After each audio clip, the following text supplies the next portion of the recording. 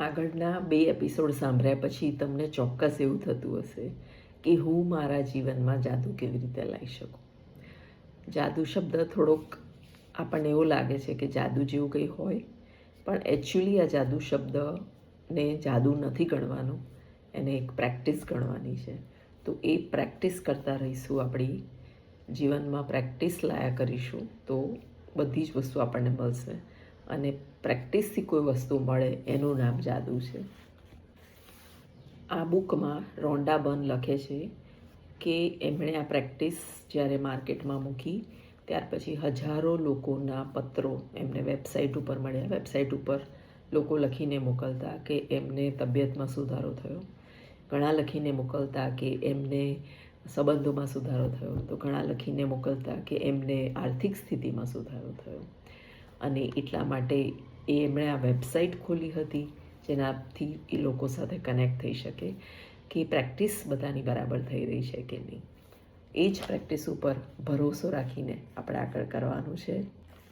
જ્યાં આશાની કોઈ કિરણ નથી ત્યાં સંબંધો સુધરતા જોયા છે, ત્યાં આર્થિક મુસીબતોને સોલ્વ થતા જોઈ છે, અને જેની તબિયત પણ ખરાબ છે એને પણ પરફેક્ટ, પાવરફુલ અને હેલ્ધી થતા જોયા છે. આ પ્રેક્ટિસમાં જોડાશો ને એટલે બગડેલા સંબંધ તો સુધરી જ જશે. આર્થિક તકલીફ હશે તો એ જતી જ રહેશે, અને તમારા જીવનમાં તમને જે જોઈતું હશે એ બધું જ મળશે. આ પ્રેક્ટિસ સાથે પ્લીઝ પ્લીઝ બધા જોડાઓ. જ્યારે તમે આ બુકની પ્રેક્ટિસ કરશો ને ત્યારે તમને ખબર પડશે કે અમુક વસ્તુઓ તમારા જીવનમાંથી કેમ જતી રહી, અથવા તમારી પાસે કેમ ના આવી, અથવા તમારા સંબંધોમાં કેમ કડવાશ આવી ગઈ, અથવા તમારું કરિયર તમે ઈચ્છો છો એવું કેમ ના થયું. તે બધાના જવાબ જો તમને 30 દિવસની પ્રેક્ટિસમાં મળી જાય તોય તમને 30 દિવસ પોતાના માટે નથી આપવા. આ બુક જે જાદુ બુક છે એમાંથી જ હું તમને સમજાવી અને આ વિડીયો બનાવું છું, કારણ કે ઘણા લોકોને બુક વાંચવી નથી ગમતી. ઇટ્સ ઓકે, પણ વિડીયોમાં એક વસ્તુ આપવાનો પ્રયત્ન કરું છું કે જેનાથી તમે આની પ્રેક્ટિસમાં જોડાઈ શકો. જ્યારે પ્રેક્ટિસ કરશો ને ત્યારે તમને ખબર પડશે કે અમુક વસ્તુઓ તમારા જીવનમાંથી છૂટી ગઈ, પણ જો તમારે એને જોઈતી હોય તો આપણે એવી પ્રેક્ટિસ કેવી રીતે કરી શકીએ જે એ વસ્તુ મારા જીવનમાંથી છૂટી ગઈ છે એ મને પાછી મળે. કૃતજ્ઞતાની શક્તિ એટલી જબરજસ્ત છે કે જ્યારે કરવાનું ચાલુ કરશો એટલે પહેલાં તો તમને હલકા ફૂલ મહેસૂસ કરશો પોતાને, અને રોજ ને રોજ તમે આ પ્રેક્ટિસ સાથે જેમ જેમ જોડાતા જશો એમ એમ એમ એમ એમ બધી જ વસ્તુ એક્ઝેક્ટલી તમે વિચારી છે એવી થશે. અત્યારે જ તમારા જીવનમાં 4 પ્રમુખ ક્ષેત્રો ઉપર નજર કરો. કયા કયા? એક છે આર્થિક એટલે કે પૈસા, બીજું છે તબિયત, ત્રીજું છે રિલેશન, અને ચોથું છે સમૃદ્ધિ. આ 4માંથી તમારે અત્યારે કઈ વસ્તુમાં પ્રોબ્લેમ છે? 4માં પણ હોઈ શકે, 3માં હોઈ શકે, 2માં હોઈ શકે ને 1 પણ હોઈ શકે, પણ આ બધાનો જવાબ કૃતજ્ઞતા છે, આભારની પ્રેક્ટિસ છે. એકદમ સિમ્પલ છે. જેમાં તકલીફ છે એમાં કામ કરવાનું છે, જેમાં તકલીફ નથી એ સારું જ છે. જ્યાં સુધી તમે આભારી નહીં થાઓ ત્યાં સુધી તમારી પાસે વૃદ્ધિ નહીં થાય, અને વૃદ્ધિ નહીં થાય એટલે ધીરે ધીરે તમે જીવનમાં જે જાદુ થવાનો છે, આભારની પ્રેક્ટિસથી જે જાદુ થવાનો છે એ રોકાઈ જશે. જો કશું જોઈતું હોય તો તમારે આપવું પડે, અને આપવામાં શું છે? ફક્ત ને ફક્ત આભાર છે. તો આભાર આપવાની શરૂઆત કરશો ને એટલે બધું આપમેળે મળવા માંડશે.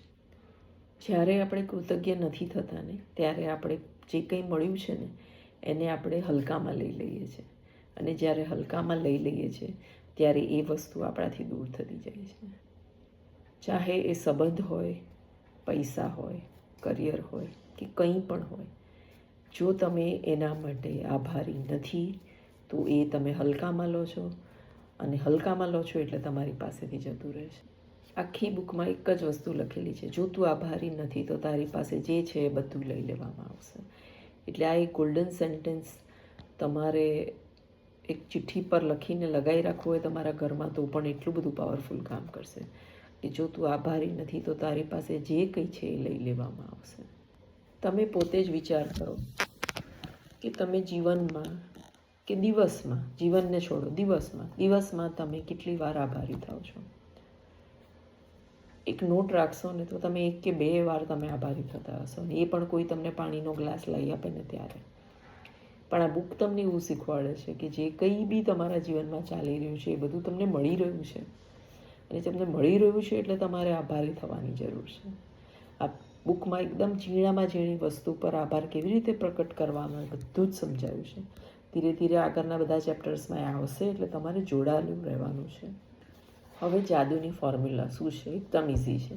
દિવસમાં તમારે જેટલી બી વસ્તુઓને તમે ટચ કરો એ બધાને તમારે થેન્ક યુ કહેવાનું છે. થેન્ક યુ ફક્ત જીભથી નહીં પણ હૃદયથી એનો આભાર માનવાનો છે. એક આ રસ્તો છે જેનાથી તમે આખો દિવસ આભાર સાથે જોડાઈ શકશો. જેટલું વધારે ને વધારે ઉપયોગ કરતા જશો એટલું વધારે ને વધારે તમને મળતું જશે. કૃતજ્ઞતા એક શબ્દ નથી પણ ભાવના છે, એટલે શબ્દની સાથે ભાવના તમારે લગાડેલી રાખવી જ પડશે. જો શબ્દ સાથે ભાવના હશે તો એ જાદુ તરીકે કામ કરશે. ન્યૂટનનો નિયમ 1 બદલે 1 એટલે જેવું આપો એવું મળશે. જેટલી તમે આભાર આપતા જશો એટલી જ વસ્તુઓ તમારી બાજુ આવશે કે જેને તમારે આભારી થવાનું છે. ફરીથી તમારી ભાવના ખાલી શબ્દોમાં રહીને તમે વાપરશો તો એનો એટલો ઇફેક્ટ નહીં આવે, પણ આ ભાવનાને તમે એકદમ દિલથી, હૃદયથી ભાવના વ્યક્ત કરશો તો એનો પૂરેપૂરો ઇફેક્ટ તમને મળશે. આ વિડીયો પરથી તમને ખ્યાલ આવી ગયો હશે કે કેટલું ઓછું કામ કરવાનું છે, અને એટલું ઓછું કામ કરીને પણ કેટલું બધું કુદરત આપણને આપવા તૈયાર છે. હવે તમારા ઉપર છે કે તમારે તમારા જીવનમાં કયા કયા ક્ષેત્રમાં જાદુ લાવવો છે, અથવા કયા કયા ક્ષેત્રમાં તમારે ચેન્જીસ લાવવા છે. તમારા સંબંધો નોટબુકમાં લખી લો, કયા કયા સંબંધો સારા છે, કયા નથી સારા, તમને કયા સુધારવા છે. તમારે જીવનમાં સમૃદ્ધિમાં શું શું જોઈએ છે એ લખી લો. કેટલા પૈસા જોઈશે, કેટલી ગાડીઓ જોઈશે, કેટલું ફરવાનું જોઈશે, કેવા સંબંધો જોઈએ છે. ફેમિલીમાં સંબંધો બધા લખી લો, ભાઈ બહેનનો સંબંધ, બેન બહેનનો સંબંધ, અને ત્યાર પછી આખા ફેમિલીના બીજા બધા માણસો સાથેનો સંબંધ તમારે કેવો જોઈએ છે એ બધું જ તમારે ડિટેલમાં લખવાનું છે. જે વસ્તુ તમારી સારી છે એને ટિક કરતા જજો, અને જે વસ્તુ તમારી ખરાબ છે એને બીજા એક પેપર પર લખી લેજો, અને વારાફરતી તમારે કૃતજ્ઞતાની પ્રેક્ટિસ એના ઉપર અજમાવવાની છે. આગળ કેવી રીતે લખવું, કેવી રીતે મહેસૂસ કરવું એ બધા જ ચેપ્ટર્સ આવશે. વારાફરતી ચેપ્ટર આપવાનું એટલું જ ઇન્ટેન્શન છે કે તમે એની પ્રેક્ટિસ કરી શકો, 2-3 વાર સાંભળી શકો અને તમારી બિલીફ બનાવી શકો. જો તમારો વિશ્વાસ આ પ્રેક્ટિસ પર થશે તો તમે પ્રેક્ટિસ કરતા થશો, નહીં તો ફક્ત વિડીયો સાંભળવાથી કોઈ ચેન્જ નહીં આવે.